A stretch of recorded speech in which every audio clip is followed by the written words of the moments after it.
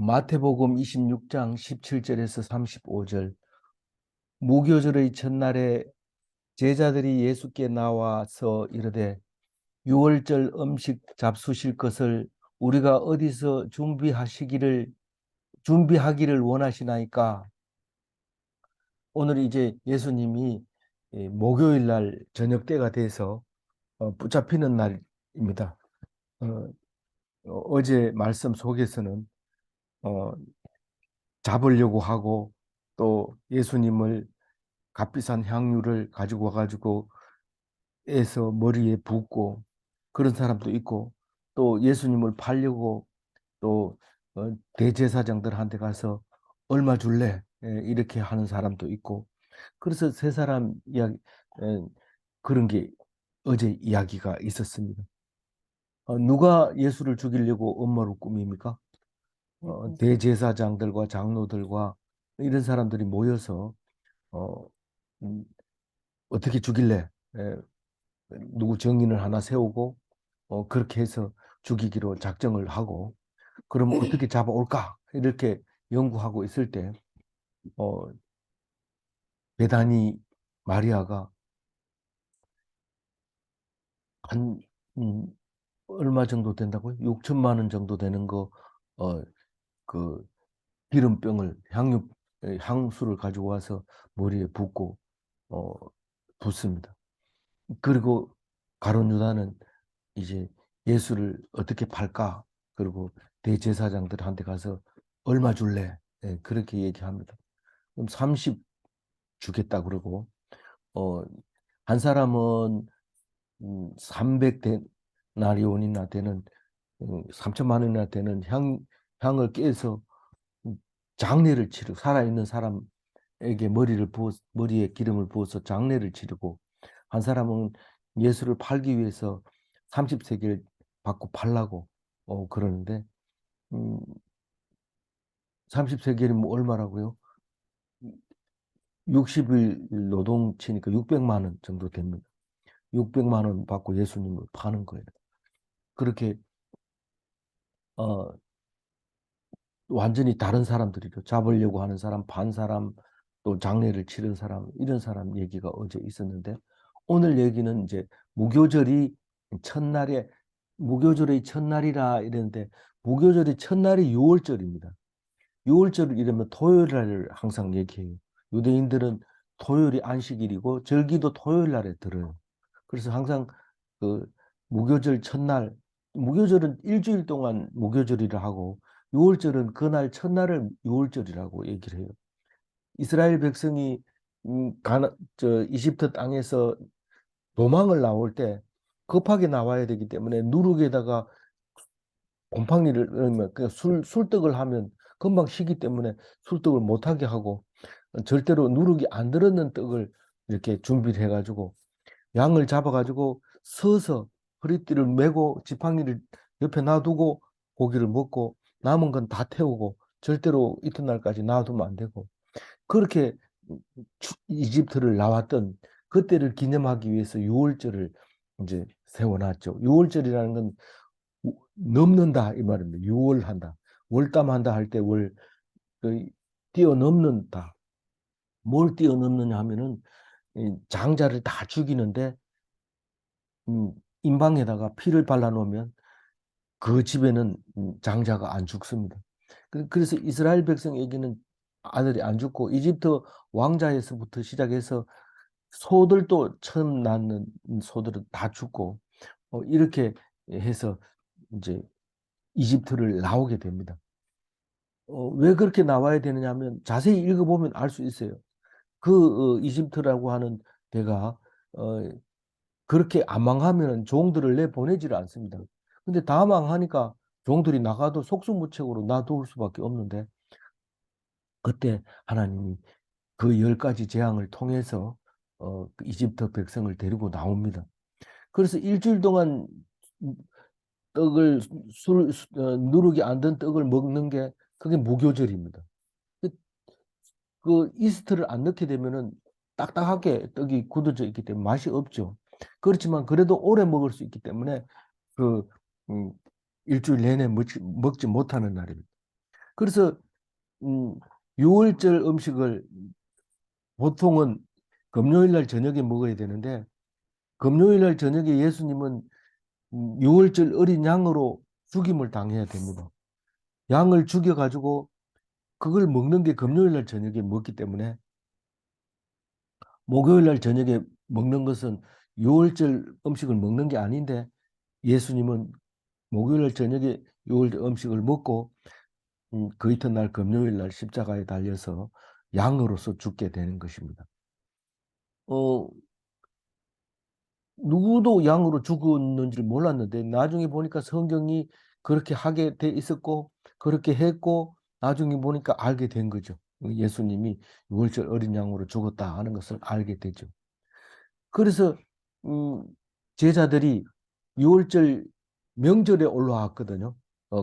갈릴리에 있다가 유월절 명절이 돼서 예루살렘으로 왔는데 예루살렘에 와가지고는 이제 죽을 준비를 해서 하려면 하루 전에 우리는 유월절을 먹자. 제자들한테 미리 얘기해 놓은 거죠.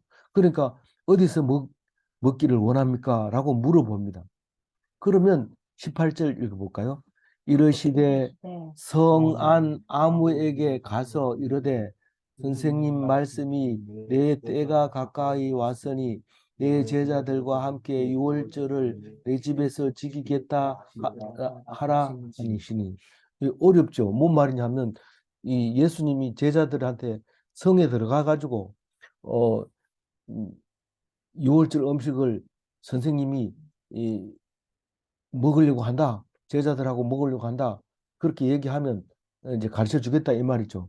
여기서 아무에게 가서 이랬는데 아무에게 나 가서 이렇게 읽기가 쉬워요. 그런데 아무에게 나 가서가 아니라 아무에게 가서 이렇게 하면 무슨 말인지 알겠죠?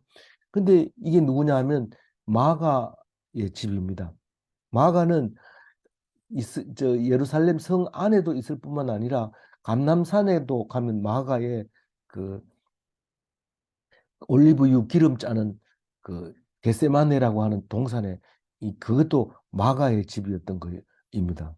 왜냐하면 나중에 겟세마네 동산에서 기도하고 나오는 거를 이제 그 붙잡아 가죠. 붙잡아 갈 때 그 예수님이 붙잡혀 가는 것을 보고 놀래가지고 도망가는 청년이 혼이불만 듣고 있다가 발가벗고 그 혼이불을 내던져 버리고 알몸으로 도망가는 이야기가 나오는데 그게 마가복음에 나와요.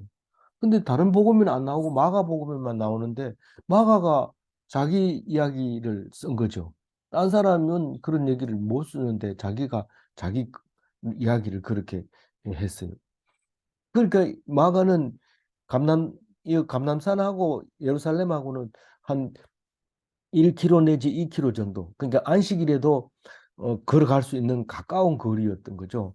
안식일에는 원래 걸어가면 안 됩니다. 근데 그 정도는 걸어갈 수 있는 가까운 거리입니다. 그래서 예루살렘 사진 이렇게 보여준 거 보면 다 감람산에서 찍었어요. 그 가운데는 기드론 골짜기라고 하는 골짜기가 있고요. 그래서 거기에 지금 현재 어디 있느냐면 이쪽에 감람산에서 제자들을 보냅니다. 예루살렘 성에 어, 가서 음, 아무에게 가라 이런데 마가복음에는 이렇게 해놨어요. 어, 마가복음은 마가는 잘 알죠. 마가의 다락방이니까 마가복음 14장 13절에 이렇게 보이면 읽어주세요. 예수께서 제자들 중 둘을 보내며 이르시되 성내로 들어가라. 그리하면 물 한 동이를 가지고 가는 사람을 만나리니 그를 따라가서 이렇게 적어놨는데 마가는 정확하게 알고 이렇게 얘기합니다. 이 마태는 마가가 쓴 것을 먼저 보고 쓴 거기 때문에 아무에게 가서 이르되 이렇게 말을 했지만 마가복음은 자기가 쓴 거니까 예수님이 사람을 보낼 때 가가지고 누구에게 말해라 이 말이 정확하게 물 한 동물을 이고 가는 사람을 만나게 된다 가면 이런데 사람이거든요. 여자가 아니고. 다시 말해서 남자가 물동이를 이고 간다는 얘기입니다. 그게 흔치 않는 일이라고 해요. 근데 마간의 집에서는 종들이 물을 길렀다고 생각이 되지는 거죠. 그래서 남자가 물동이를 이고 가거든 그 사람 보고 물으면 내가 만찬회를 할 수 있는 자리를 준비를 해 놓을 거다. 그렇게 하고 제자들을 보낸 겁니다. 그냥 읽으면 굉장히 이상하게 들릴 수도 있어요. 근데 마가는 정확하게 그렇게 얘기합니다. 그래서 19절 읽어봅니다. 제자들이 예수께서 시키신 대로 하여 유월절을 준비하였더라. 만약에 이게 18절을 그냥 읽은 대로 한다면 가수 누구 만납니까? 만약에 없다 하면 어떻게 합니까? 이렇게 할 텐데, 어쨌든 19절 얘기는 제자들이 시키는 대로 해서 유월절 음식을 준비했다. 그게 마가의 다락방인데, 지금도 올라가면, 예루살렘에 가면, 그, 이 마가의 다락방이라고 보여주는데, 아무도 없고 그냥 빈 칸만 이렇게 보여줍니다. 여기가 마가의 다락방이었다라고 얘기를 합니다. 근데 2000년 전에 거를 아직까지 놔뒀냐? 새로 만들었을 수도 있고 모르지만 우리는 그냥 가서 참 여기를 내다보고 있었겠구나. 여기서 올라왔겠구나. 이렇게 보면서 오는데 오랫동안 머릿속에 남아 있죠. 이렇게 마가의 다락방 이런 그 생각이 나고 그렇게 일부러 그렇게 만들어 놓을 수도 있는데 그렇게 돼 있습니다. 20절 읽어보면 저물 때에 예수께서 열두 제자와 함께 앉으셨더라. 어디에 가서 앉았을까요? 마가의 다락방에 앉았어요.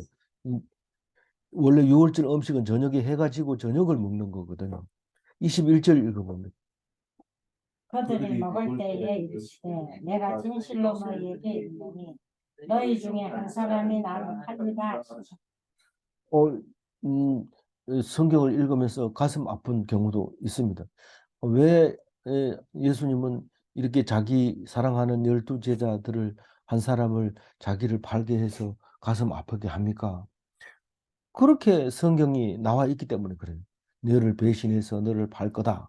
그렇게 얘기하는데 그럼 아무 말도 안 하면 되지. 꼭 그걸 얘기해서 사람들한테 가슴 아프게 하면 좋습니까? 이런데 우리는 거기에 대해서 너무 깊이 생각할 필요가 없습니다. 어쨌거나 제일 중요한 거는 말씀하시고 이루시고 하는 거라는 것을 이제 말하고 싶어서 하는 거죠. 안 그러면 이게 왜 그랬는데 이러지만 예수님은 알고 이미 얘기하고 있다는 겁니다. 22절 읽어봅니다. 그들이 몹시 근심하여 각각 여짜오되 주여 나는 아니지요. 누가 근심한다고요? 제자. 제자들이 이 세상이 그럼 예수를 파는 사람이 누굴까? 어떤 누구든지 자기 스스로를 깜짝 놀랍니다. 내가 파는 건가? 내가 지금 제정신인가? 왜 팔아야 될 이유가 뭐지? 그래서 계속 생각을 하고 있다는 거예요, 제자들이. 생각을 말했을 때는 생각하지만 말 안 했을 때는 설마 이럴 부르고 생각을 안 합니다. 근데 말을 하면 그것을 생각하게 되죠. 그래서 생각하면 그 결과를 분명하게 알게 됩니다. 그래서 우리는 아무것도 안 하는 거하고 말을 하는 거하고는 다릅니다. 말을 해야 돼요? 안 해야 돼요? 해야 돼요. 우리가 어디 무슨 일을 하더라도 참고 이래가지고 알아주겠지 이건 안 되고 말을 해야 돼요. 그러면 답이 나오거든요. 그래서 기도를 해야 되는 게 그 이유가 있는 겁니다. 기도를 안 해도 하나님이 알아서 해주겠지.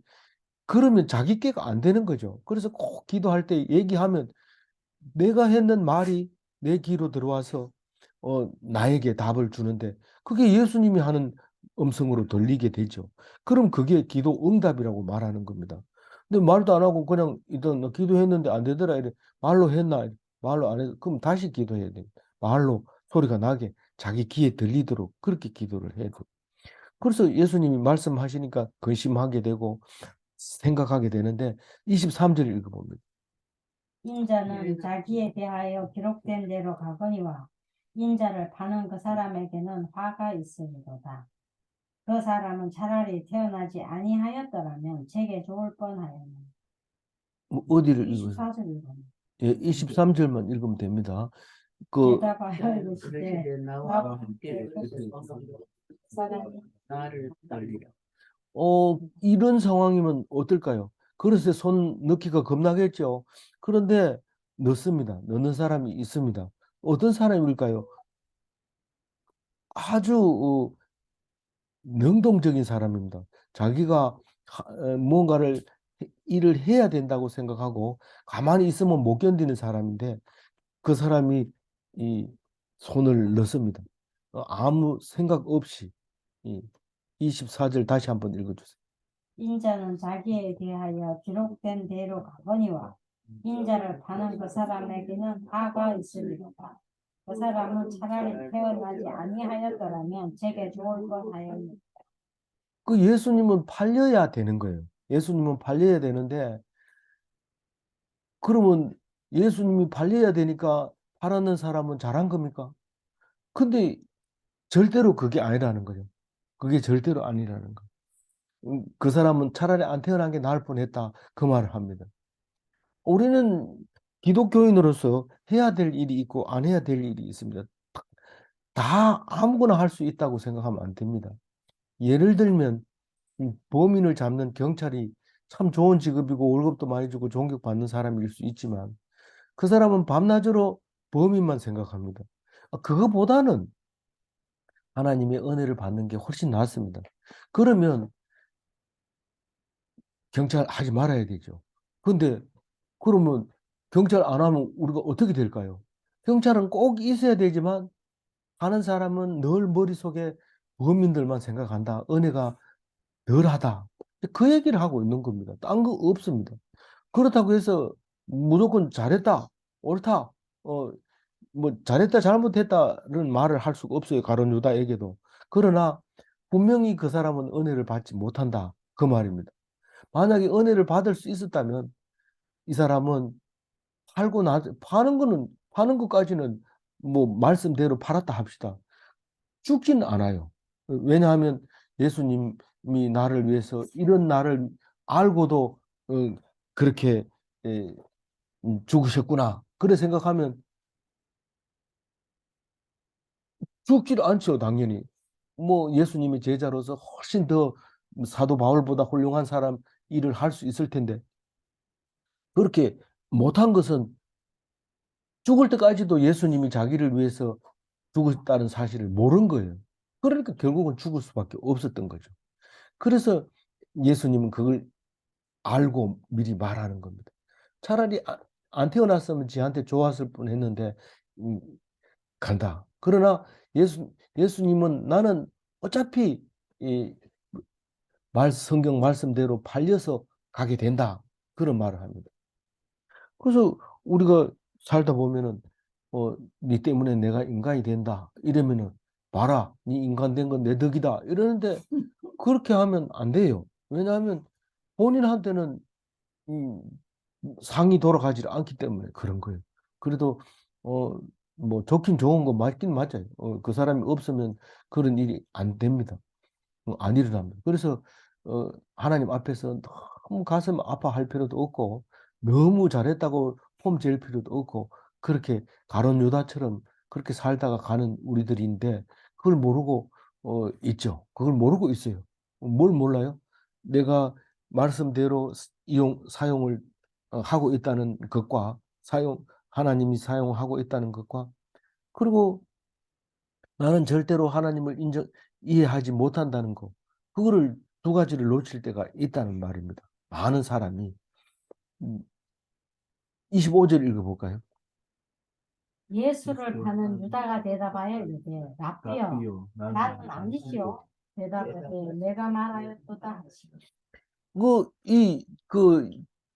이 가룟 유다는 다른 사람하고 다른 제자들하고 똑같이 나는 아니지요라고 물었어요. 근데 다른 사람은 대답을 안 하지만 가룟 유다에게는 네가 말했다 이렇게 얘기합니다. 사실 예수님도 직접 네가 나를 팔 거다라고 얘기를 못 합니다. 그리고 자기 입으로 말할 때까지 기다리고 있었던 거죠. 사실 이 네가 말했다 이 말은 나중에 예수님이 재판 받으러 갈 때 재판 받으러 가서 어, 그 제사장들이 네가 도대체 누구냐? 유대인의 왕이냐? 네가 하나님 아들이 맞느냐? 막 이렇게 얘기 물을 때 예수님은 입을 묵 다물고 있다가 계속 물으니까 네가 하나님 아들이 맞냐? 이러니까 네가 말하였느니라 이렇게 말합니다. 맞아. 어, 그 예수께서 이르시되 네가 말하였느니라 그러면서 얘기를 합니다. 꼭 자기가 나는 하나님 아들이다 막 이러고 막 이렇게 하는 것보다 상대방이 얘기할 때 네가 말하였느니라 이렇게 말하는 모습을 볼 수 있습니다.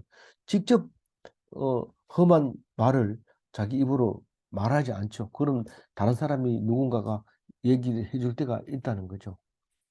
어, 그러니까 우리 그 나는 아니지요라고 얘기를 말하지만은 어, 네가 말하였다 이 말은 아닌 게 아니다 이 말입니다. 똑같이 질문을 했는데 니는 아니지요가 그러니까 외식으로 말하고 있는 거죠. 속과 겉이 다른 자기는 알고 있으면서도 말을 그렇게 한 거죠. 그런 그 성경을 읽다 보면 이런 이런 그 분위기에 말이 굉장히 많습니다. 애매모호하게 우리가 어떻게 이해해야 될지 모르는 이런 말들이 많은데 이걸 깊이 생각하면 굉장히 이게 성경적이고 은혜로운 말씀입니다. 그래서 성경은 오랫동안 읽어서 생각을 하는 게 아주 중요한 것 같아요. 26절 읽어봅니다. 그들이 먹을 때 예수께서 떡을 가지사 축복하시고 떼어 제자들에게 주시며 이르시되 받아서 먹으라 이것은 내 몸이라 하시고 그 떡으로 성만찬하고 포도주로 성만찬하는데 여기서는 떡이 사실은 밥입니다. 이 사람들은 떡을 밥이라고 이제 말하는데 결국은 우리가 성찬식 할 때 카스테라를 가지고 하는데 그거를 몸이라고 예수님의 몸이라고 사람이 몸을 먹는 그래서 그 중세 때는 기독교인을 식인종이라고 그래요. 몸이라고 해가지고 막 먹는다 하면서 그렇게 이제 말을 만들어서 막 다니면서 얘기하는 거죠. 27절 읽어봅니다. 또 잔을 가지사 감사기도 하시고 그들에게 주시며 이르시되 이것을 다 마시라 너희가 이것을 다 마시라 이것을 마시라. 음, 포도주는 피라고 얘기를 하면서 피도 마시고 몸도 먹고 이렇게 하라는 거예요. 그래서 어, 여태까지 지금 오면서 하는데 세상 사람들은 그렇게 못하죠. 근데 기독교만 유별나게 그렇게 이, 그, 음, 만찬을 하는 것을 볼 수 있습니다. 그러면서 이 잔은 내가 땅에서 마시는 마지막 잔이다라고 얘기를 합니다. 28절 읽어봅니다. 이것은 제 사함을 얻게 하려고 많은 사람을 위하여 흘리는 바 나의 피곧 언약의 피니라. 이 피는 내가 흘리는 이 피는 어, 이것을 마시면 죄가 사해진다. 다시 말해서 지은 죄가 예수님의 피로 말미암아 사해진 죄가 있으면 죽어야 되는데 네 죽는 대신에 예수님이 피를 흘렸다는 뜻으로 먹게 되는 거죠. 그래야 기억할 수 있는 거고 믿게 되는 거죠. 29절 읽어봅니다. 그러나 너희에게 이르노니 내가 포도나무에서 난 것을 이제부터 내 아버지의 나라에서 새 것으로 너희와 함께 마시는 날까지 마시지 아니하리라 하시니라. 어, 이 말씀은 이제 내가 이 땅에서는 먹을 거 다, 포도, 포도주는 다 먹었다, 이제. 예. 그리고 하늘나라에서는 먹고 싶은 거 다 먹는다. 근데 새하늘과 새 땅에 가서 새 것으로 포도주를 먹겠다. 이런 말씀인데. 그래서 우리가, 공간복음, 마태복음, 마가복음, 누가복음을 읽을 때는 예수님이 십자가상에서 그 몰약을 탄 포도주를 입에다 대면 안 먹습니다. 그러면 물론 이제 맨정신으로 돌아가시겠다는 뜻이긴 하지만은 그러나 그 여기서 말한 포도나무에서 난 것을 음, 먹지 않겠다고 했기 때문에 안 마시는구나 그렇게 이해를 했는데 요한복음에 가가지고는 요한복음은 한참 뒤에 쓴 거거든요. 요한복음에 가가지고는 19장 30절에 이렇게 적혀 있습니다. 보이거든 읽어주세요. 예수께서 신 포도주를 받으신 후에 이르시되 다 이루었다 하시고 머리를 숙이니 영혼이 떠나가시니라. 그러니까 제일 마지막에 죽기 직전에 신 포도주를 이렇게 해용에 묻혀서 입에 대니까 그걸 받아 마셨어요. 마시고 다 이루었다 이러고 숨이 졌어요. 그러면 이것은 29절하고 연결해 보면 십자가 상에서 이미 천국을 이루셨다 그렇게 말할 수도 있어요. 그런데 아니라고 얘기할 수도 있어요. 왜냐하면 새 것으로 너희와 함께 마신다고 얘기를 했기 때문에 신 포도주는 새 것은 아닙니다. 새 포도주는 신맛이 안 납니다. 오래 놔둬야지 그게 식초가 돼서 신맛이 나는데 그것으로 얘기하면 이게 안 맞는 것 같지만 성경은 항상 그렇게 딱 떨어지게 말하는 게 아니라 이렇게 비슷하게 하면서 다른 의미를 부여 넣기 때문에 이것은 다른 의미로도 해석할 수 있고 이 의미로도 해석할 수 있다. 그렇게 생각이 되집니다. 30절 읽어봅니다. 이에 그들이 잠미하고 감람산으로 나아가요. 예. 지금 어디서 성찬식을 했어요? 나가요. 예루살렘에서 하고 기드론 산 골짜기를 지나서 감람산으로 가서 나갔는데 거기가 겟세마네 동산 그리고 감람원이라고 하는 데가 있고 거기에 음, 베다니도 있고 거기에 벳바게도 있고 예수님이 성천한 그곳이기도 하고 그렇습니다. 거기 가면 예수님이 성천할 때 발자국이라 하면서 돌에다가 발자국 비슷한 걸 하나 갖다 놓고 여기 밟고 올라간 마지막 발이다 이러니까 사람들이 하도 문대가지고 뺀질뺀질하게 됐어요. 그런데 뭐 기독교 예수를 믿으면서도 다른 종교하고 비슷하게 그냥 좋다 이러고 또 뭐 기념이라 그러면 자꾸 만지고 이래서 뭐 거의 비슷합니다. 그러나 우리는 그 행위나 무슨 그런 하도 좋아하고 기다리니까 그걸 만들어서 장사하는 사람들이고 그 사람들은 성경에는 그런 거 없어요. 한 성전하는데 발자국을 왜 남겨놓겠어요? 그렇지만 그 사람들은 그런 걸 하도 물으니까 만들어 놓으니까 그 만들어 놓고 유대인들이 그걸 장사를 하고 있지만 에, 관람료를 받고 있지만 웃기는 거죠. 너무 재밌는 거고 그 사람들 입장에서는 돈이 생기니까 그냥 그렇게 하는 거죠. 거기에 진짜인 줄 알고 자꾸 앞에 사람 했는데 하고 따라가 가지고 하고 그럴 필요는 없어요. 그래서 이제 찬미하고 성찬식 하고 나면 성가대가 한 번씩 나와 가지고 이제 음, 찬양을 합니다. 음, 천사들이 옷 같은 그런 옷을 입고 나와서 성찬식 끝나면 꼭 찬양을 하고 이렇게 마치는데 그게 찬미를 하고 이제 그래야 만찬식이 끝나는 겁니다. 그리고 이제 자러 가는 거죠. 사실은 이제 붙잡히러 가는 거지만 어쨌든 산으로 갑니다.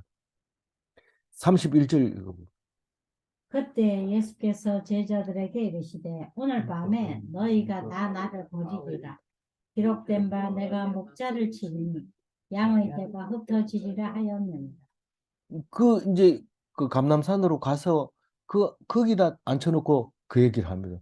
오늘 밤에 너희들이 나를 다 버릴 거다. 왜 그래요? 우리는 안 버릴 거예요. 이렇지만 성경에 목자를 치면 양들이 다 흩어진다. 그렇게 말했기 때문에 너희들은 흩어진다. 흩어지면 어디로 가요? 그 목자를 친다는 얘기는 예수를 죽이면 너희들은 다 가버리고 말 거다. 예수 십자가에 달려 죽는 걸 보고 제일 먼저 베드로가 나는 고기 잡으러 간다 이러고 가버려요. 나는 고기 잡으러 간다 하지만 다 가는 거예요. 다. 전부. 나도 간다 이러고 싹 가버리고 없어요. 이 12제자가 사실은 전부 다 갈릴리 고기 잡는 어부들이었어요. 그래서 갈릴리로 다 가버려요. 32절 읽어보면. 그러나 내가 살아난 후에 너희보다 먼저 갈리로 가리라. 뭐, 내가 살아나가지고 먼저 간다. 죽은 거 보고 갔는데, 안식일 날은 못 가요. 이 사람들이. 죽은 거 보고, 그러니까 금요일 날 죽은 거 보고 토요일 날은 가지 못하지만 주일 날 아침에, 저녁 때 가다가, 뭐, 그 엠마오로 가다가 예수님 부활하신 예수님을 만난 사람도 있고 어, 그 새벽에 주일날 새벽에 가서 본 막달라 마리아도 있고 그렇지만 이 제자들은 고기 잡으러 가는 거죠. 갔는데 아무리 빨리 가도 예수님보다 늦게 갑니다. 살아나셔서 음, 사람처럼 걷는 게 아니고 더 빨리 가니까요. 그래 가서 그 말은 뭔 말입니까? 이제는 나는 내가 너희들을 데리고 3년 동안 여기저기 다니면서 말씀을 가르쳤지만 이제는 너희들이 일하는 곳에 고기 잡는 곳에 너희들이 맷돌 가는 곳에 그때 가서 내가 함께 하겠다. 그런 말이에요. 내가 먼저 갈 일이로 가리라 이 말은 그 32절 얘기가 그런 이야기입니다. 33절 읽어보. 예수가 돼서 갈리는데 주를 버릴지라도 나는 결코 버리지 않겠노. 베드로가 버리죠. 버리는 게 아니라 저기 음, 다 도망가는 거죠. 뭐. 그 자기가 십자가를 매달아야 되는데 예수님만 매달는데 그 뒤에 따라가지 자기도 매달리지 않고 죽으니까 다 도망가 버리는 거죠. 그 갈릴리로 가가지고 예수님이 부활하신 예수님이 오신 것을 요한복음 21장 4절에 이렇게 얘기합니다.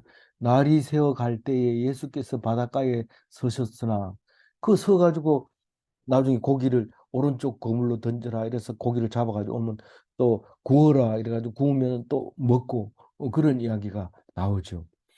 어, 34절 읽어보고.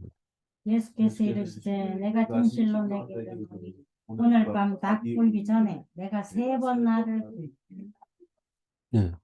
금요일 날 새벽 닭이 울기 직전에 그러니까 목요일 날 저녁에 밤에 3번 나를 부인하리라 그렇게 얘기합니다. 그, 그, 그런데 부인하죠. 누구한테 부인합니까? 예수님한테는 나 당신 모르겠는데 이렇게 말하지 않았지만 다른 그 여종에게 나 모른다고 강력하게 주장을 합니다. 나는 장담하고 맹세하건대 나는 모른다 이렇게 얘기를 합니다. 세 번째는 그렇게 예수님을 부인한 베드로 근데 거기 예루살렘에 가보면은 그 베드로의 교회가 있는데 베드로 교회 십자가에 닭이 이렇게 그려져 있어요. 그게 뭔 뜻이냐? 베드로가 닭 오르기 전에 3번 부인했다는 그 교회 기념 교회가 있어요. 그게 무슨 기념하게 됩니까? 이런데 어떻게든지 돈을 벌어야 되니까 그런 걸 만들어 놓고 사람들을 오게 하는 거죠. 어, 이 성경을 이용해서 돈 버는 사람도 수없이 많습니다. 우리나라는 성경을 많이 찍어가지고 석탑 사는 분양 받은 두란노 성서인가 뭐 거기 회사도 있었어요. 성경은 엄청 많은 사람들에게 먹여 살리는 일을 하고 있습니다. 뭐 그 성경하고는 관계 없는 얘기지만은 그렇다는 거죠. 마지막 35절 읽어봅니다. 베드로가 이르되 내가 주와 함께 죽을지언정 주를 부인하지 않겠나이다 하고 모든 제자도 그와 같이 말하니라. 베드로가 장담을 하니까 다른 사람 장담합니다. 왜냐하면 반장이 선창하면 학생들이 다 복장합니다. 이 베드로가 얘기하는데 다른 사람은 가만히 있을 수 없잖아요. 똑같이 나도 부인하지 않겠습니다. 나는 부인하지 않겠습니다. 이렇게 하는데 우리 생각하고 하나님 생각하고 다릅니다. 예수님 얼굴을 보고 난 당신 모르겠는데 이렇게 얘기하지는 않지만 뭐 지나가는 사람이 이 종이 여종이 그러니까 충분히 나 모른다 하면 모를 줄 알지만 맞다는데 뭐 밝은 불빛 비추면서 이 사람이 갈릴리 말하는 거 보니까 맞는데요 이런데 결코 자기는 아니라고 강력하게 주장을 하죠.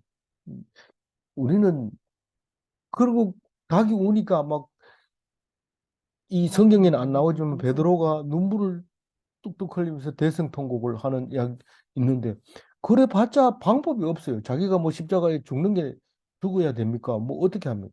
결국은 나중에 로마에 가가지고 거꾸로 매달려가지고 죽습니다. 베드로는 성경에 안 나오지만 어 그리고 뭐 X자형에 죽는 사람도 있고, 그렇게 예수님을 나중에 깨닫고 그렇게 죽어가는 12제자들, 거의 다 12제자들은 그렇게 죽었다고 그렇게 얘기를 하고 있습니다.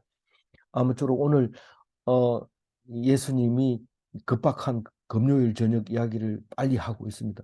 내일은 예수님이 기도하는 이야기가 나오는데, 게세마네는 원래 감람유 짜는 기름 짜는 그 동굴이었는데 거기서 기도를 하는데, 얼마나 짜는 기도를 했는지 땀방울이 핏방울이 되도록 하는 기도가 내일 이제 이야기를 나오는데, 그 기도를 하고 나서 체포를 당하고 그리고 재판하는 이야기가 이어지고 있습니다.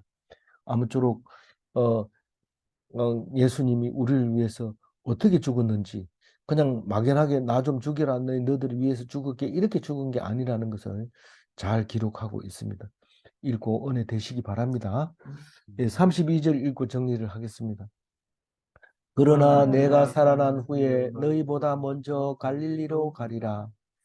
이 신전에서만 신을 섬기면 그건 종교라고 얘기를 합니다. 그러나 기독인은 일상생활에서 예수님과 함께 합니다. 예수님은 신전에 계시는 게 아니라 우리의 생활 속에 들어오셔서 함께 합니다. 왼편으로 고기를 아무리 잡아도 안 될 때는 예수님이 오셔서 왼편으로 던져라, 오른편으로 던져라 하면 순종하면 배를 자기 혼자나 끌고 가기 힘들 만큼 많은 고기를 잡을 수 있는 것이죠. 문제를 낼게요. 모든 원수를 다 이긴 예수님은 죽음까지 이겼는가? 대답할 수 있어야 됩니다. 부활하신 후에는 살아있는 사람보다 훨씬 빠른가? 빠르니까 갈릴리로 먼저 가죠. 갈릴리로 먼저. 안 그래도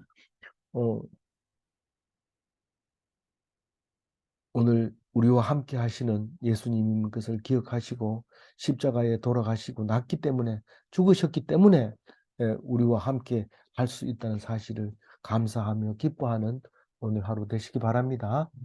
기도하겠습니다. 하나님 감사합니다.